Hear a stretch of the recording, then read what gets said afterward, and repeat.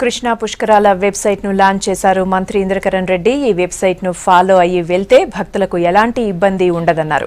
ఎక్కడ భక్తుల రద్దీ ఎక్కువగా ఉంది, ఏ ఘాట్లకు ఏ రూట్లలో వెళ్లాలి, ఏ ఏరియాలో చారిత్రక టెంపుల్స్ ఉన్నాయనే వివరాలు ఈ సైట్ లో ఉన్నాయన్నారు.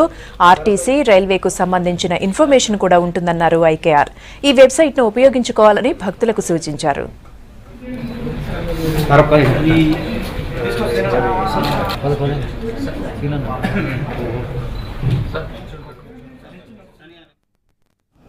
కృష్ణా పుష్కరాలు 12th ఆగస్టు నుండి 23వ ఆగస్టు వరకు జరగబోతున్న సందర్భంగా వెబ్సైట్ రిలీజ్ చేయడం జరిగింది, ఇవాళ స్టార్ట్ చేయడం జరిగింది.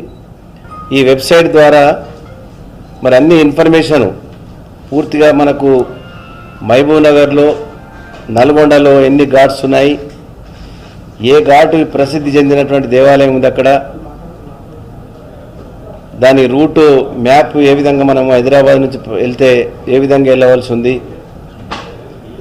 మరి అక్కడ పోలీసు యాప్ ఏదైతే ఉందో వరంగా అక్కడ నల్గొండలో, మహబూబ్ నగర్లో వాళ్ళు ఇద్దరు కూడా పోలీస్ సూపరింటెండెంట్స్ వాళ్ళు కూడా ఇక్కడ 2 యాప్స్ వాళ్ళు కూడా రిలీజ్ చేయడం జరిగింది. దానికి కూడా దీనికి అనుసంధానం అవుతుంది,